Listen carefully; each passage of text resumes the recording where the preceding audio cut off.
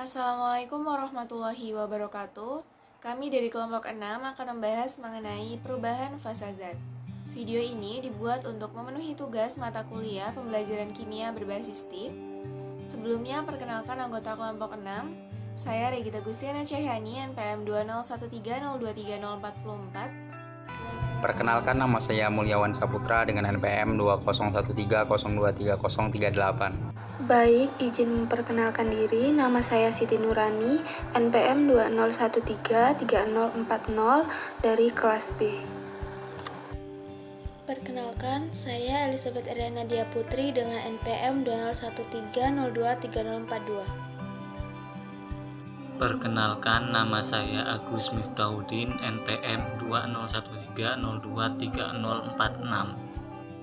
Perkenalkan, nama saya Cindy Amelia dengan NPM 2013023048. Perkenalkan, nama saya Upin Nurjanah, NPM 20130235050.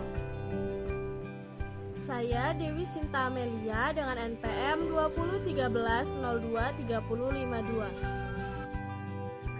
Perhatikan fenomena di bawah ini. Yang pertama, ada air yang membeku menjadi es batu. Kemudian yang kedua ada teh dengan air bersuhu tinggi yang menguap. Kemudian yang ketiga ada titik-titik air pada daun di pagi hari. Dan yang keempat ada kapur barus yang lama-kelamaan akan habis. Baik, berikutnya adalah wujud zat. Untuk zat sendiri adalah sesuatu yang memiliki massa dan menempati ruang. Kemudian untuk wujud zat adalah bentuk-bentuk berbeda yang diambil dari berbagai fase materi berlainan.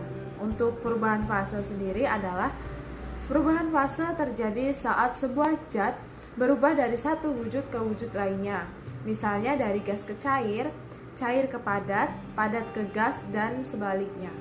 Kemudian, wujud zat dibagi menjadi 3. Yang pertama adalah padat, yang kedua adalah cair, yang ketiga adalah gas. Untuk padat sendiri adalah zat yang memiliki bentuk tetap dan volumenya juga tetap. Kemudian, untuk yang kedua adalah cair, jarak antar partikelnya agak renggang. Kemudian, sehingga dapat berubah bentuk sesuai dengan bentuk wadahnya. Dan yang ketiga adalah gas. Untuk gas sendiri, jarak antar partikelnya sangatlah berjauhan. Gaya tarik antar partikel lemah dan susunannya tidak beratur, sehingga gaya partikel gas adalah sangat bebas. Selanjutnya yaitu wujud zat dalam zat padat, di mana zat padat ini memiliki ciri-ciri diantaranya yaitu bentuk dan volume tetap, susunan partikelnya teratur, dan gaya tarik-menarik antar partikelnya sangat kuat sehingga partikel tidak dapat bergerak dengan bebas. Zat padat ini merupakan zat yang memiliki bentuk yang tetap dan volume yang tetap, misalnya yaitu es batu. Pada slide ini terdapat animasi terkait dengan es batu yang dimasukkan ke dalam gelas.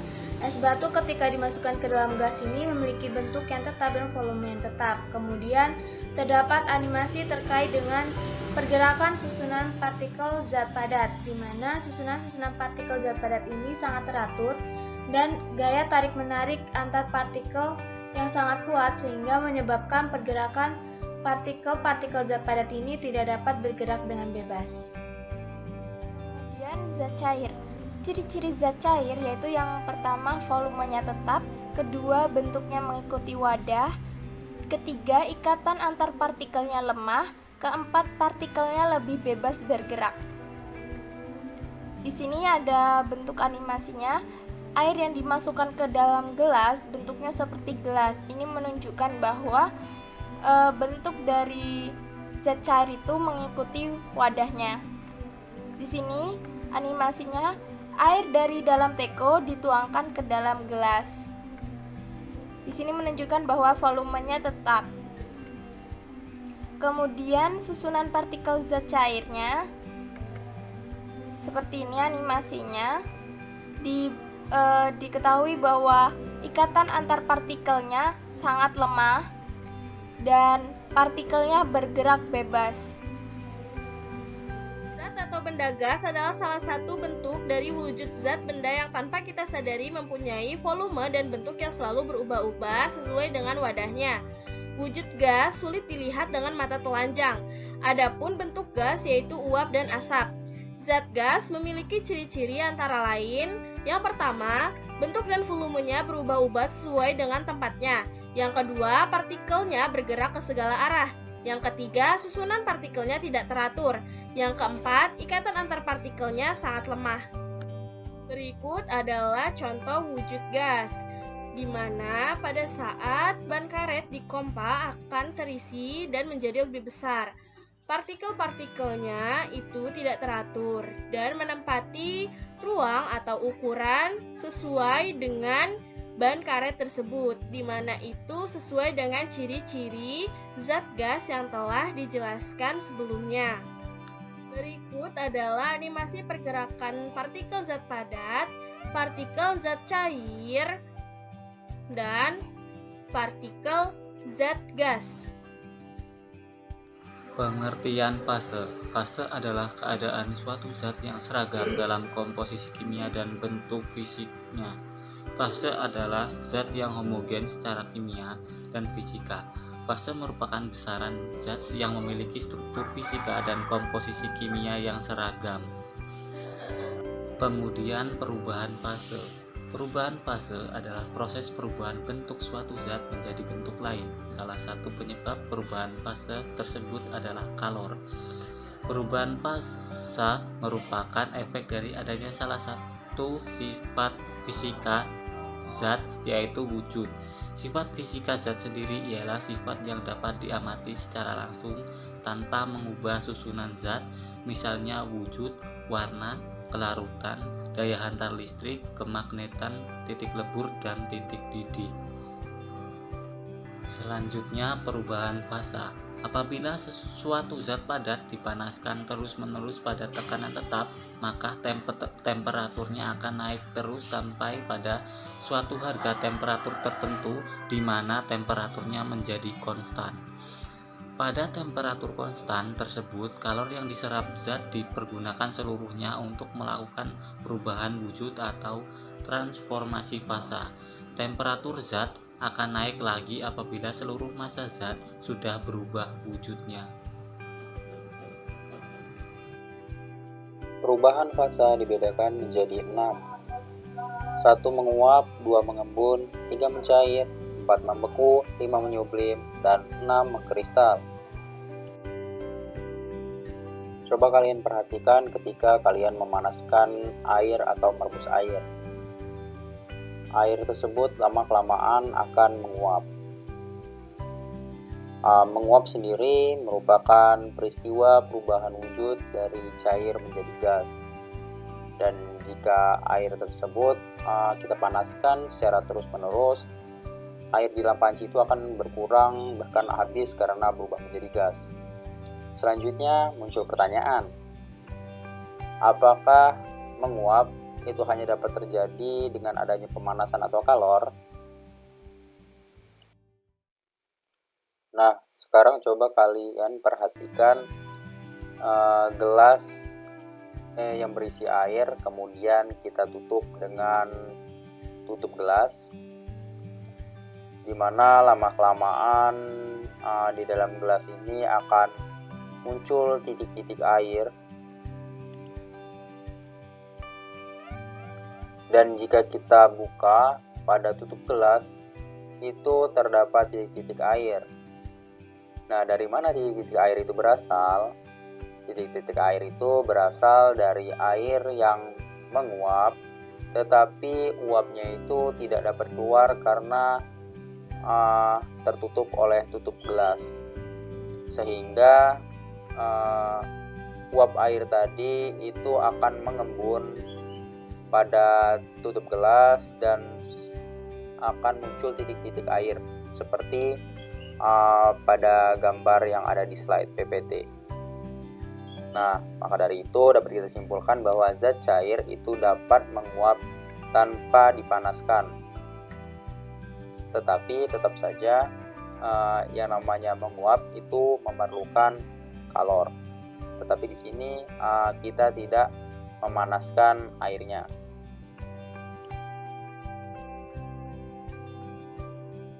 Selanjutnya, kita akan membahas tentang mengembun.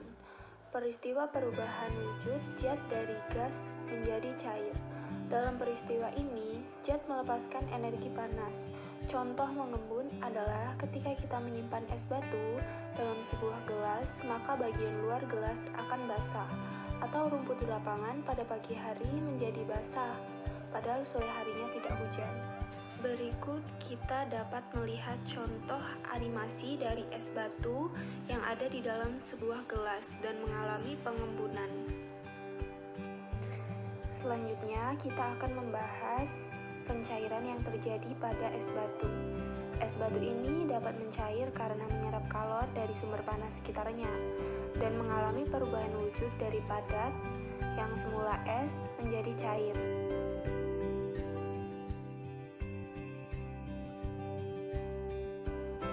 Selanjutnya, akibat dari penyerapan kalor, lama-kelamaan es pun mencair hampir seluruhnya.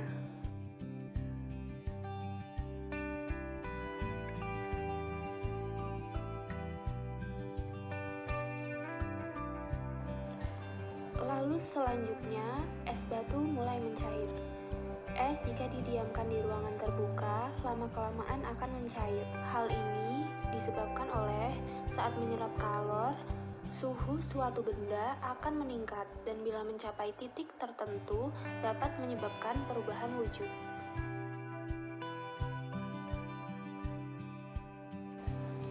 Yang selanjutnya adalah membeku. Membeku merupakan peristiwa yakni perubahan wujud zat cair menjadi padat. Dalam peristiwa ini, zat ini melepaskan energi panas. Contoh dari membeku adalah air yang ada di dalam wadah ketika dimasukkan ke dalam freezer maka akan menjadi es batu. Contoh lainnya adalah lilin yang cair, kemudian didinginkan maka akan menjadi padat.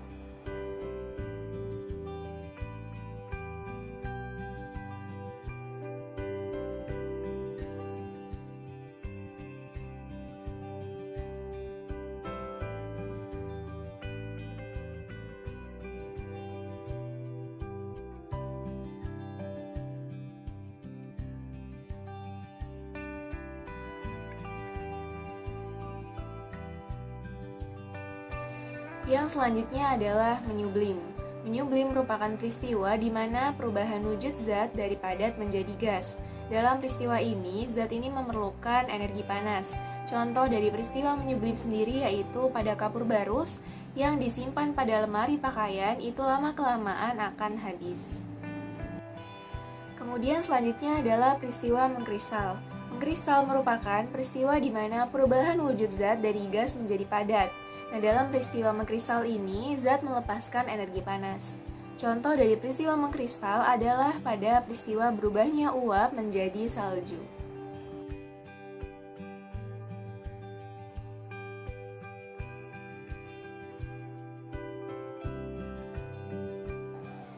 Contoh peristiwa lain dari mengkristal adalah adanya kristal pada freezer di lemari pendingin.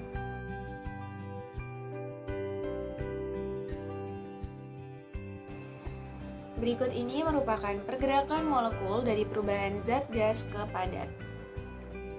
Sekian presentasi dari kelompok 6, kurang dan lebihnya kami mohon maaf. Terima kasih. Wassalamualaikum warahmatullahi wabarakatuh.